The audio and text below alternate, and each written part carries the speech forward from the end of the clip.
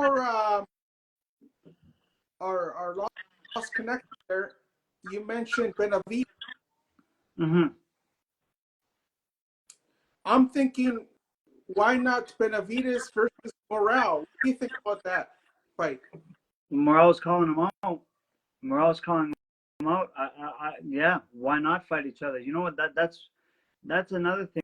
Like for all the barking and shouting that Benavidez' side has been, screaming out for Canelo, which rightfully so. He's earned the shot. At the same time, though, Morale's out there too. Morale's had a belt. He's also moving up to 175. You're looking for a big fight. I know it's not Canelo money, but it's still better money than what you're going to find anywhere else. Why not fight Morale? He's staying quiet. He's not. You know what? Right. Maybe he's not fighting for Morale for maybe some of the same reasons Canelo's not fighting him. But I like Morale. I think he can box. He's got strong amateur pedigree. You can tell. Cuban, right? Cuban. Yeah. Yeah. All those things, and he's athletic. He's dynamic, and he's got size. Like I think he's got good physicality for the super middleweight, light heavyweight divisions. He carries the weight very well. And it's a good fight. It's a good fight, and it should happen. I know Morale doesn't have, on paper, he doesn't have the kind of accomplishments that maybe some of the other title holders have, but just eyeball test tells me that this guy's the goods. He just needs his chance. He just needs his chance on the big stage because I think he's got all the tools it takes to be competitive with anybody at the top.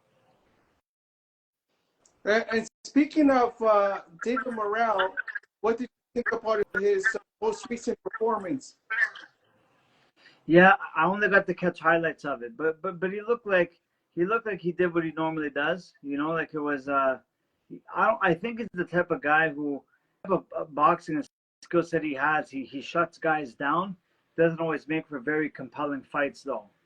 For the viewer, I think he needs to fight top flight A-level opposition to bring out the best in him.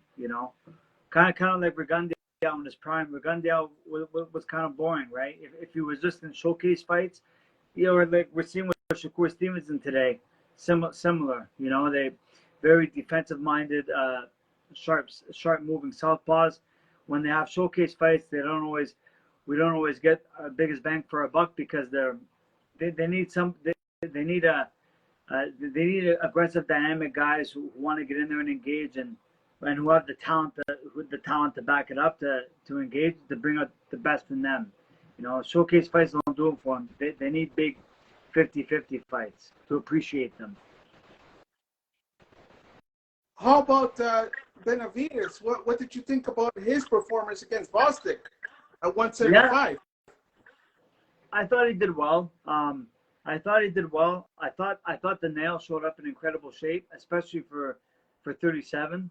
I thought he was in incredible shape, and he was and he fought well and was very competitive. But yeah, you can see that Benavidez he's not pushing guys around and walking them down the way he was at 168. If the fight with the nail is going to tell us anything, he's going to have to do it. It's going to take a little bit more extra from him to impose himself on the guys at 175. But I think he's got a very good chance against Bivol, but I think maybe, I don't. If I'm Benavidez' team, I would take maybe a champion or a title holder at 168 before fighting a guy like Beterbiev. I don't think Benavidez' style will mesh well with Beterbiev. I don't think he does well with Beterbiev at 175. From what I saw against the nail, I don't see it for him. Every time Benavidez mentions 175, he mentions Bivol's name, but he doesn't mention Beterbiev's name. I don't think he's chasing Beterbiev. And you know what? I know that I've seen in some interviews where he's mentioned that he's got some sparring history with Bivol. Benavidez does. So just the way he talks about Bivol and knowing they have some sparring history tells me that maybe Benavidez, did well. Those sparring sessions went very well for Benavidez against Bivol. So maybe that's where he's got that, where he's so confident in mentioning Bivol's name. Maybe he saw something in Bivol, he felt something being in there with him that where he sees he can strike. There's some vulnerability there. And you know what? he may be right. I mean, sometimes sparring is just sparring, and I don't like to read into sparring sessions too much when you hear about two names that get together in the ring, because it all depends on what stage and what kind of stage of their condition you call. Some guys who will spar these other guys, if one's in training camp and the other's not, well, you know, that matters too.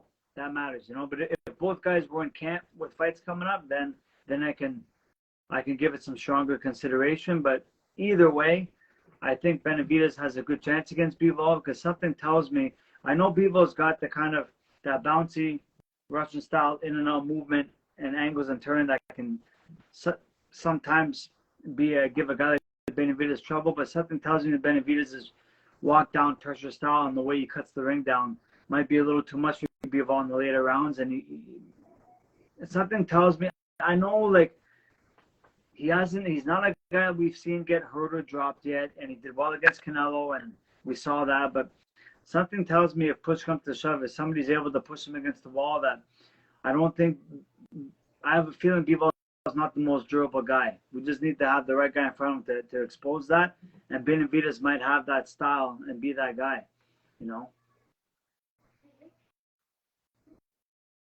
But it can easily be Beterbiev in the fall also. To those that say Benavidez is a weight bully, he beat David Lemieux, who was a lot smaller, and he doesn't have a chance against bigger guys at 175. Yeah, I wouldn't go that far. I think first off, David Lemieux was 33 years old at the time they had fought, and he was definitely past his prime, but he'd been a middleweight his whole career. It wasn't like he was coming up from a fucking welterweight. You know, he was 160 most of his career, and he was at 168 in his 30s. I mean, that's a pretty natural progression for most guys. I mean, he only put on 8 pounds throughout a 14, 15-year career. To me, as long as the fighter can make the weight, you know, legally, it is what it is. A lot of guys are weight bullies. I mean, weight bullies. He's making the weight. He still has to suck down and make that weight.